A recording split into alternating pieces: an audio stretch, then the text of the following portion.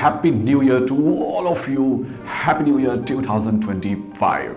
You must be thinking what is so special in this episode. Yes, बहुत कुछ नया है। देखिए पूरी दुनिया में इस टाइम जश्न मनाया जा रहा है, नया साल मनाया जा रहा है, लेकिन दुनिया के अलग अलग देशों में ये नया साल कैसे मनाया जाता है, क्या इसका कुछ आइडिया है? जी हाँ, आज टेक टॉक्स में हम आपको यही बताने वाले हैं। और ना सिर्फ इतना ही बल्कि और भी बहुत कुछ हम आपको बताएंगे कि ये जो नया साल 1 जनवरी 2025 मनाया जा रहा है, या हर साल हम 1 जनवरी को मनाते हैं, ये क्रिश्चियन कैलेंडर है, इसके पीछे क्या खास बात है। इसके अलावा अलग अलग रिलीजन्स में किस तरह मनाए जाते हैं नए साल, ये भी आज हम आपको बताएंगे।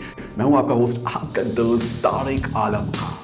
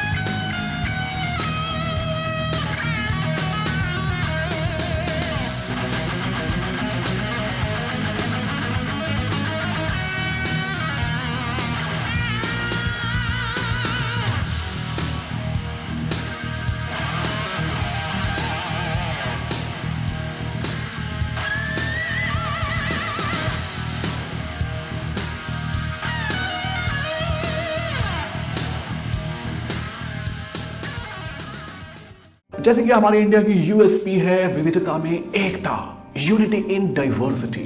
ब्यूटीफुल स्टेट्स हैं, नॉर्थ ईस्ट से लेकर साउथ वेस्ट तक, नॉर्थ से लेकर साउथ, ईस्ट से लेकर वेस्ट तक।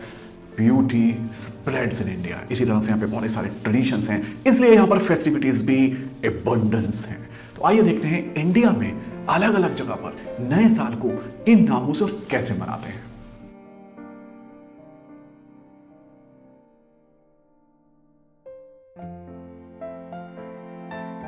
पंजाब की बात करें तो बैसाखी, बिहार और झारखंड की बात करें तो जूड़ शीतल, बोहाग बिहू हमारे पूर्वोत्तर राज्यों में नए वर्ष के तौर पर मनाया जाता है। गुड़ी पड़वा महाराष्ट्र, जी हाँ, उगादी कर्नाटक और तेलंगाना, विशु की अगर बात करें तो केरल में मनाया जाता है, और पोहेला बोईशाख ये पश्चिम बंगाल में नए साल के तौर पर मनाया जाता है। ओके गाइस, सो अब इसका लास्ट सेगमेंट, और इसमें हम देखते हैं कि अलग अलग रिलीजन्स में नए साल कैसे मनाया जाता है।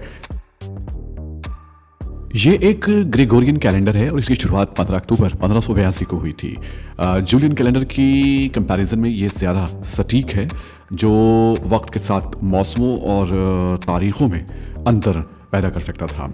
अगर इसके हम रिलीजियस एंड ग्लोबल इम्पोर्टेंस को देखें तो ख़ास तौर से ये ईसाई धर्म के त्योहारों और उन्हीं की रिलीजियस एक्टिविटीज़ को सही करने के लिए इम्प्लीमेंट किया गया था, लेकिन हल्के हल्के पूरी दुनिया ने इसको अपना लिया, और आज तो खैर चाहे बिजनेस हो, एडमिनिस्ट्रेशन हो या ग्लोबल कोई भी इंसिडेंट्स हो, ये एक कैलेंडर, एक्सेप्टेड कैलेंडर बन चुका है।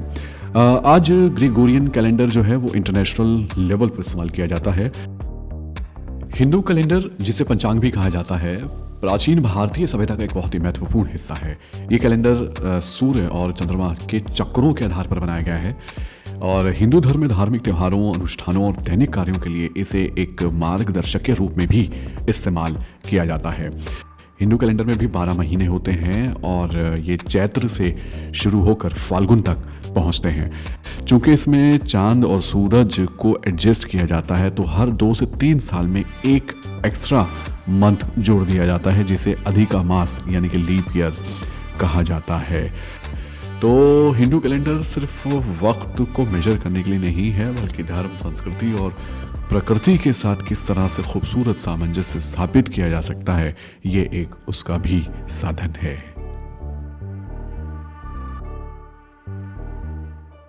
इस्लामी कैलेंडर, जिसे हिजरी कैलेंडर भी कहा जाता है, ये एक चांद पर आधारित कैलेंडर है। इस्लाम धर्म के मानने वालों के लिए ये बहुत ही धार्मिक और सांस्कृतिक महत्व रखता है। इसका जो पहला साल है वो पैगंबर मोहम्मद साहब सल्लल्लाहु अलैहि वसल्लम और उनके साथियों की मक्का से मदीना हिजरत यानी कि माइग्रेशन की इंसिडेंट से शुरू होता है, जो 622 ईस्वी में हुई थी। बेसिकली इस्लामिक कैलेंडर में 12 चांद पर आधारित महीने होते हैं और हर महीना चांद के दिखने पर शुरू होता है और ये लगभग 29 या 30 दिन का होता है। सोलर कैलेंडर यानी कि ग्रेगोरियन कैलेंडर से इस्लामिक कैलेंडर लगभग 11 दिन छोटा होता है। इस्लामिक कैलेंडर में जो पहला महीना है वो मुहर्रम का होता है और इस्लाम के मानने वाले बहुत ही सादगी के साथ अपने इस नए साल की, जो कि मुहर्रम से शुरू होता है, शुरुआत करते हैं। पारसी कैलेंडर, जिसे ज़रोस्ट्रियन कैलेंडर भी कहा जाता है, पारसी धर्म के मानने वालों के लिए बहुत ही ख़ास है। ये सूरज की ही प्रणाली पर आधारित है और इनके भी कैलेंडर में 12 ही महीने होते हैं, जहाँ पर पहला महीना फरवरदीन के नाम से शुरू होकर और आखिरी महीना असर के नाम से होता है। पारसी जो नववर्ष है उसको नवरोज़ कहते हैं और ये वसंत ऋतु के आगमन का प्रतीक है।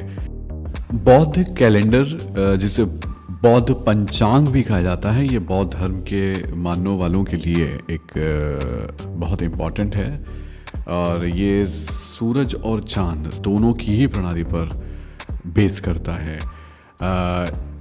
इनके कैलेंडर की जो शुरुआत है यानी कि जो प्रारंभिक वर्ष है वो महात्मा बुद्ध के महापरिनिर्वाण यानी कि मृत्यु के बाद से माना जाता है, जो लगभग 543 ईसा पूर्व में हुआ था। ऐसा लगा हमारा प्रोग्राम हमें ज़रूर लेके भेजें, सब्सक्राइब करें, शेयर करें, लाइक करें, तो जम के जश्न मनाएं और कुछ ना कुछ नया सोचें। और पास में कुछ भी हुआ हो, कुछ ऐसा जो अच्छा ना लगा हो तो यार प्लीज़ उसको छोड़ दो, पूरे सपने की तरह उसको भूल जाओ। Once again Tariq Alam Khan wish you a very very happy new year.